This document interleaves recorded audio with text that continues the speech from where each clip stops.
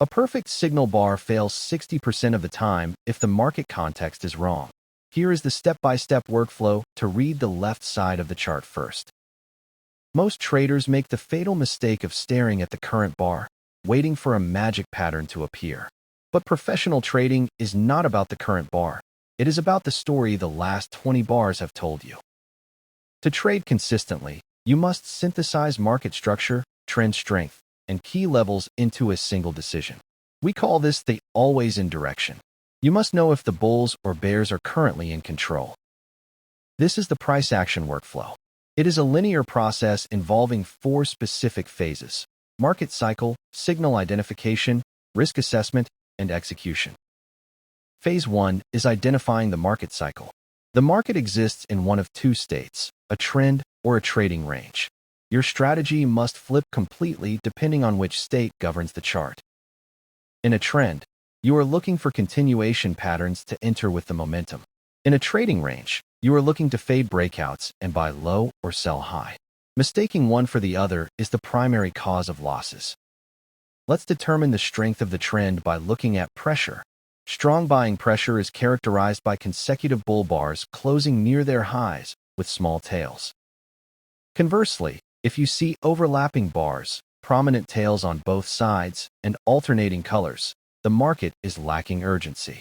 This is a trading range or a weak channel. Limit orders are preferred here. Once we identify the cycle, we look for magnets.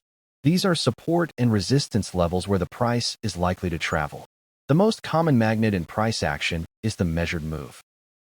A measured move often projects the height of a breakout leg to predict where profit taking will occur.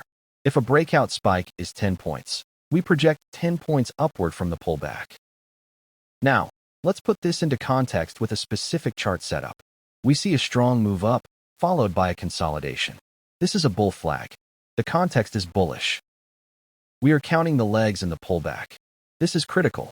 A high 1 is the first time the high of a prior bar is broken. A high 2 is the second attempt. Here is a classic high 2 setup. The market tried to reverse down twice and failed. This double failure to reverse creates a high probability buy signal. We have context, bull trend, and structure, high 2 pullback. Now we need the signal bar. This is the specific candlestick that tells us to place an order. An ideal bull signal bar closes in its upper third, has a small lower tail, and is not overlapping too much with the prior bar. It screams rejection of lower prices.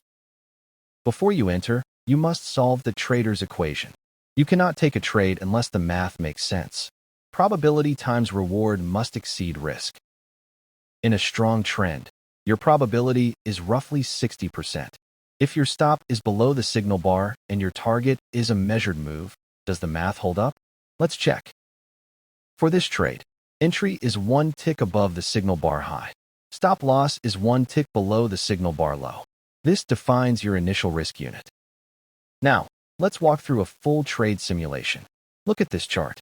We have a gap open, followed by 3 consecutive bull bars. What is the context? The context is always in long. We are only looking to buy. We ignore sell signals because counter-trend trades have low probability. We wait for a pullback. Price pulls back to the moving average, EMA. It pauses. We see a small doji bar, then a bear bar. Is this a sell signal? No, it's a trap. We wait. Finally, we get a bull reversal bar closing on its high. This is a high 1 buy setup at the moving average. This is our signal. We place a buy stop order 1 tick above that high. We are not guessing. We let the market trigger us in. If price goes down, we do not enter. The order is triggered. The stop is placed below the reversal bar. Now, we calculate the target. We measure the height of the opening spike and project it upward. As the trade progresses, we watch the bars. If we see huge bear bars, we might exit early. If we see small dojis, we hold. This is reading the flow.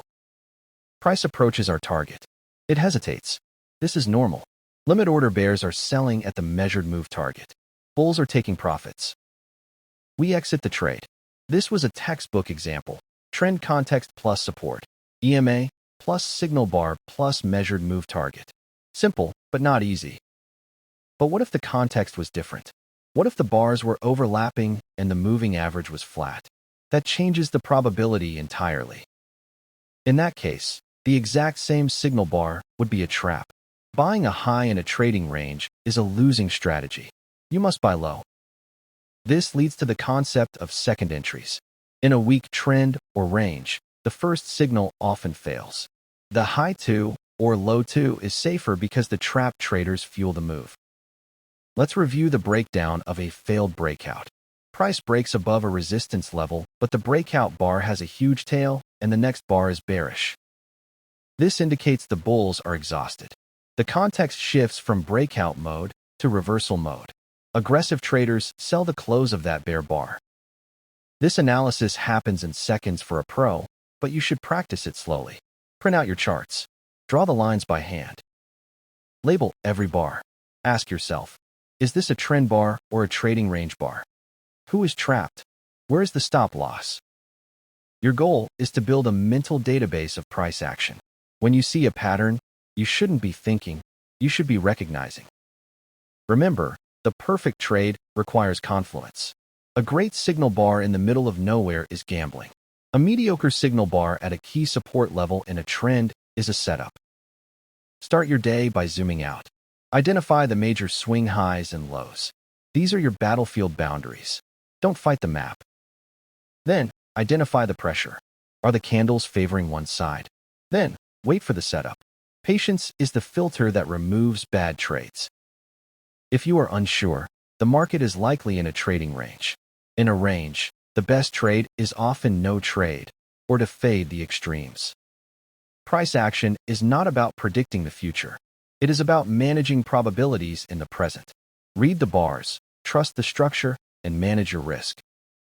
In the next video, we will dive deeper into specific reversal patterns like wedges and final flags. Practice reading the left side this week. Master the context, and the entries will find you.